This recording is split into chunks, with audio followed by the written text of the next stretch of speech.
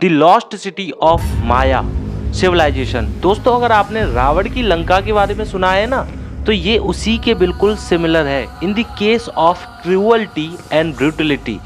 जब यहाँ archaeological team पहुंची तो उन्होंने रिवील किए कुछ ऐसे ट्रुथ जो कि आपको दिल से लेके दिमाग तक हिला के रख देंगे। Let's unveil the truth. तो दोस्तों तैयार हैं आप उन अनसुने रहस्यों की यात्रा के लिए? राधे राधे दोस्तों। अमेज़न जंगल के गौटमाला रीजन में बनी इन इमारतों को ध्यान से देखिए, जहां आर्कियोलॉजिकल टीम ने जाके सर्वे किया, जैसे मानो इमारतों की हर एक कोने और बुनियादें अपने आप में कुछ कह रही थी सबसे, हमें पढ़ो, समझो और जानो। सबसे पहले मैं लेके चलता हूँ आपको इस मैदान की तरफ। इस मैदान को देखिए, ये कोई आम मैदान नहीं है दोस्तों, ये एक खूनी खेल का मैदान है। ये जो आप स्ट्रक्चर देख रहे हैं, इस स्ट्रक्चर में यहाँ के लोगों को गेंद बॉल डालनी पड़ती थी और उसमें ये सिर्फ अपने एल्बो, नीज और फॉरहेड का इस्तेमाल कर सकते थे। बट दोस्तों आपको पता है कि जो बॉल होती थी वो मंकी का स्कल होता था। ये तो कोई हैरानी वाली बात नहीं है दोस्तों।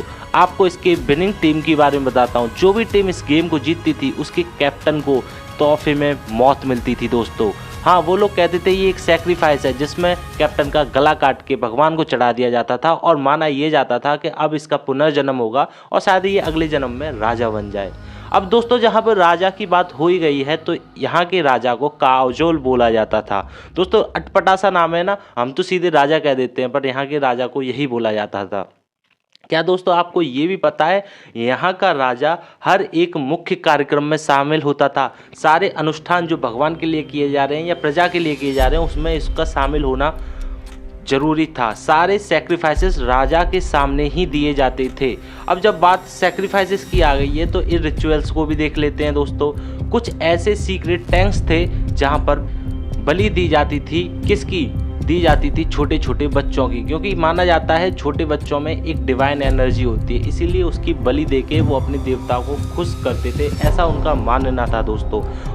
ये तो कुछ नहीं है दोस्तों, इसके अलावा इस बलि को देख के तो आप चौंक जाएंगे। इसमें जिंदा आदमी को रस्सियों से बांधकर उसके दिल को चीर कर बाहर निकाल के देवता के सामने रखा जाता था और ऐसा माना जाता था कि इसके खून को, बहते हुए खून को देखकर देवता खुश होंगे और उनके जो एग्रीकल्चर प्रोडक्ट्स हैं, जैसे कि जो वो फसल एंड क्रॉप करते थे, उसको अच्छे से ग्रो करेंगे और कोई भी प्राकृतिक आपदा नहीं आने देंगे। अब जब दोस्तों आपको बता ही दिया जाता है कि वहाँ के लोगों का एग्रीकल्चर स्किल बहुत अच्छी थी, अच्छी खासी क्रॉप उगाना जानते थे, एग्रीकल्चर में माहिर थे।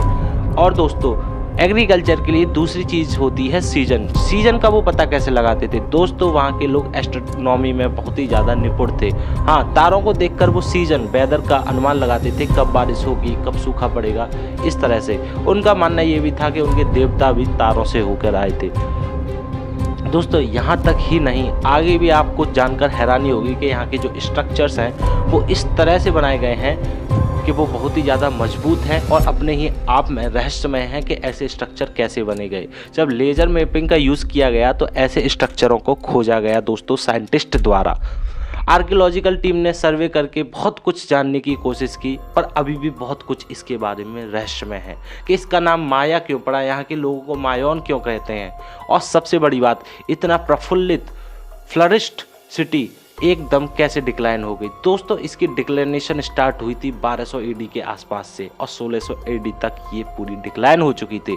इसका रूट कॉज क्या है किसी भी साइंटिस्ट को नहीं पता, बट अलग अलग थ्योरी जैसे इंडस सिविलाइजेशन के लिए दी गई, जैसे कि यहाँ सूखा पड़ गया या कोई प्राकृतिक आपदा या कोई बाढ़ वगैरह या लोगों के बीच में हुआ युद्ध, यहाँ की डिक्लाइनेशन का मुख्य कारण बताया जाता है। बट अभी तक रियल रूट कॉज अभी तक कवर्ड है, पता नहीं है क्या है कैसे है।